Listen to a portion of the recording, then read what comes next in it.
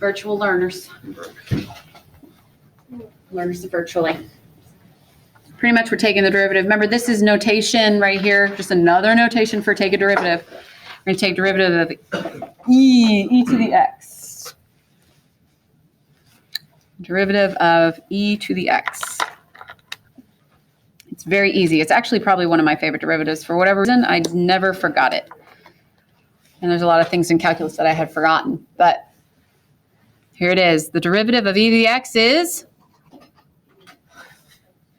E to the x. It's itself. Its derivative is itself. However, what if I made that instead of e to the x, what if I made it to the 5x or to the x squared or to a u? What would be the only difference? What do you think I would write then? E to the u, but what would I always have to attach? Your brilliance. You're brilliant. That is what you're going to have to take care of. Okay? So we're going to do about 7 examples for this one. Like I said, we'll do the other lesson in a moment. So for all of these, you're finding a derivative. I'm not going to state that definition. Y equals e to the 2x. Let me write all these down.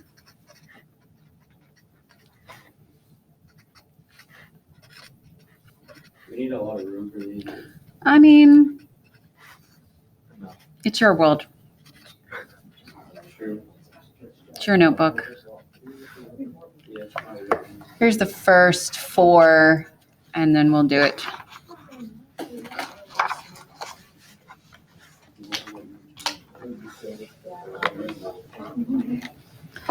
Okay, so derivative of e is so easy. You always write it again. You just always write it again. Please make sure you have it written one time, just like it is, okay? So when I go to take the derivative of e to the 2x, my derivative is e to the 2x. But since this is not just an x, it's a 2x, you have to times the chain, times the derivative of that. What is the derivative of 2x? So what I would do is I just squeeze that 2 right in front. That's the derivative, 2e to the 2x. That makes sense? Yeah. Okay. Let's do another one. 5e to the negative 3x squared. Now, I put a little 5 in here. A lot of students tend to think, oh, I have to do product rule. No, this is a coefficients right here. If it's just a 5, or if it's a 10 or whatever, if it's just a coefficient, just a number, you attach it still. You still bring it along.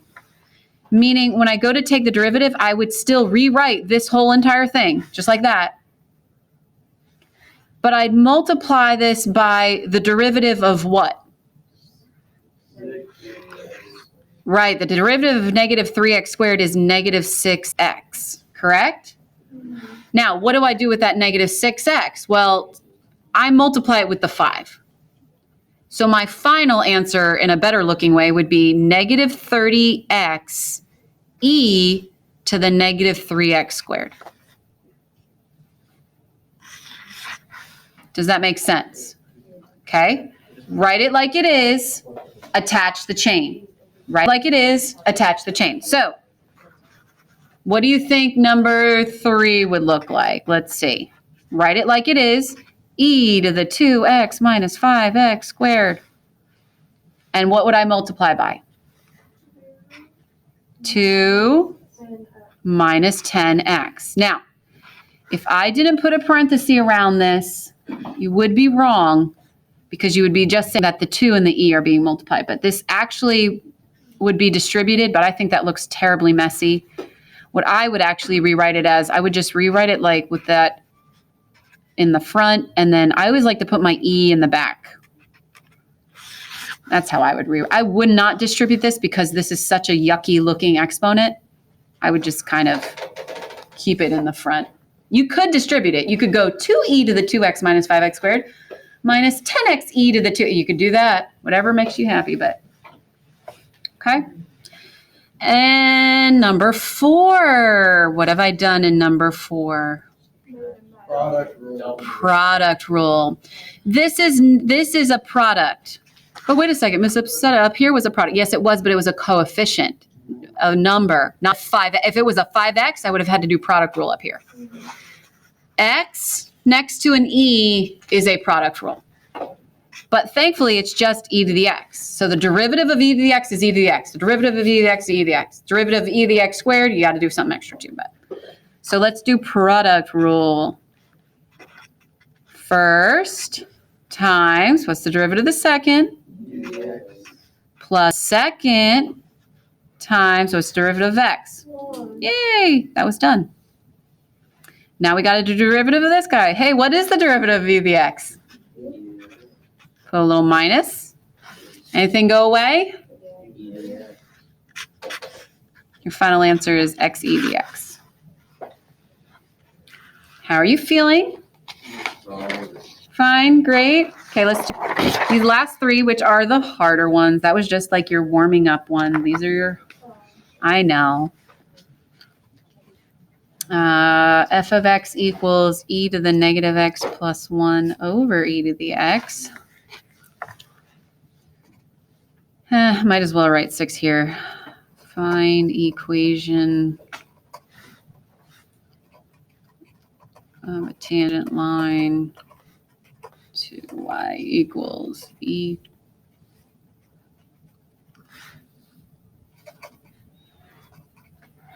The point x equals 1. And then we'll do an implicit one.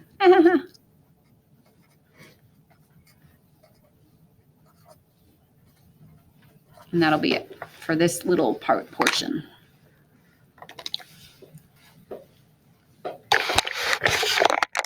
All right, so this first one looks like a quotient, smells like a quotient, because you're going to have to use quotient rule. Quotient rule says what?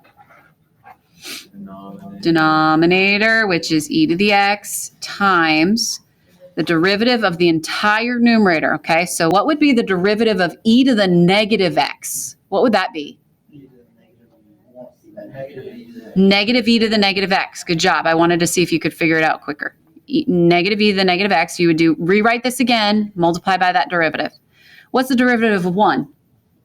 0. So there's the whole entire top. So denominator times derivative of the top minus the numerator times what's the derivative of e to the x? E to the x. So there's the derivative of the bottom all over the denominator squared. Now, I'm about to blow your mind because we're going to do exponent rules. So listen to what I'm saying as we're going over exponent rules from what you did in Algebra 2. When you are multiplying like bases, what do you do with exponents? Add them. You keep the base, listen to what I'm saying. Keep the base, add the exponent. So I would have, for this guy right here, this would be negative e to the what's an x and a negative x make? Does this go to 0? No. Where does this go? What is an e to a 0? What does anything to a 0 make? So this is actually negative 1. Yes, no, maybe so? Okay. Now for this guy, we got to distribute and distribute a negative, by the way. So e to the negative x times another e to the x. Didn't we just do that? Times a negative. Actually, we did that same thing. So I'd actually end up with a negative e to the 0, another negative 1. And then I have to do e to the x times that 1, which is just e to the x. Over, what do you do when you have a power raised to a power? What do you do with those exponents? Multiply. So is it x squared or is it 2x? Correct. You multiply an x and a 2, you get 2x.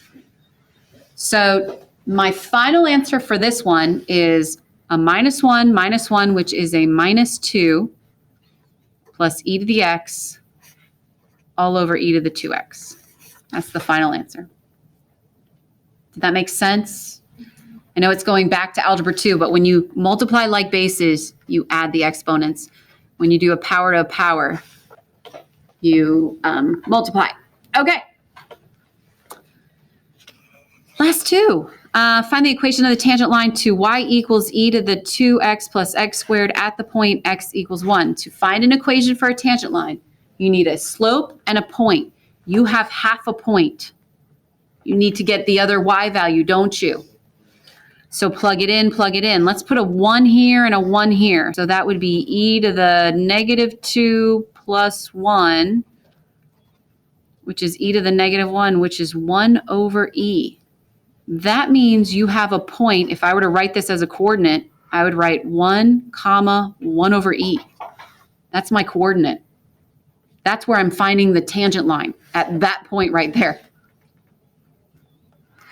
So to find an equation for a tangent line, I not only need a point, but I need a slope, which means I need a derivative. What's the derivative of that? Write it again. And then multiply by its chain. What would be the chain? Negative 2 plus 2x. Now, I wouldn't distribute, because again, I'm finding an actual value for slope, so I'd actually just plug a 1 in everywhere I see an x, which I actually already plugged a 1 in here. Remember, that was e to the negative 1. And this was 2 plus 2. Hey, what is 2 plus 2? No, negative 2 plus 2. Yeah, you're right. 0, what's 0 times anything? Your slope is 0. And now you plug it into the y minus y1 equals m, that's your slope, that's your point, times x minus x1. That whole side goes to 0, so your final answer, this is the tangent line right there. 1 over e. So that's showing you why we do this. Again, take a derivative. You've done all this before. Now, last and final one. By the way, you're welcome. This is question number 24 in your homework tonight. I didn't realize it until I did it in the other class.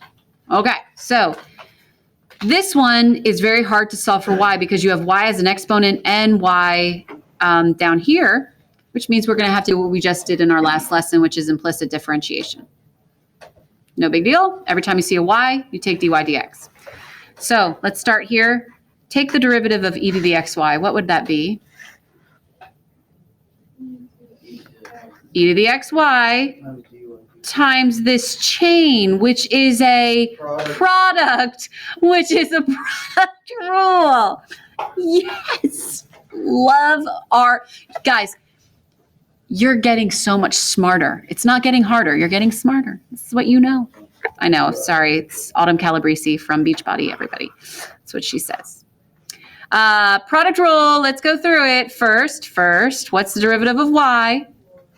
Dy dx plus second times derivative of x, which is done. There you go. Done. See, that wasn't hard. You write it like it is, and then you write the derivative of the exponent. Let's do this one. This one's not bad. What's the derivative of x squared? Done. Cool. Let's do this one. What's the derivative of y squared? You're brilliant. Equals. What's the derivative of 10? Good job. All right. Now, we do need to multiply because remember, we got to get all of our dy dx's on one side. So I am actually going to distribute. I'm going to show you what I do. I always keep the dy dx at the back, and I always put the x in the front. For whatever reason, I put the e in the middle. For me, it looks neater this way to write x, e, xy, dy, dx. That is one entire term. And then for this one, I would write y, e to the xy. So all I just did was just distribute. I'm just doing algebra from here on out. That's all I'm doing. I already did the hard stuff, the calculus.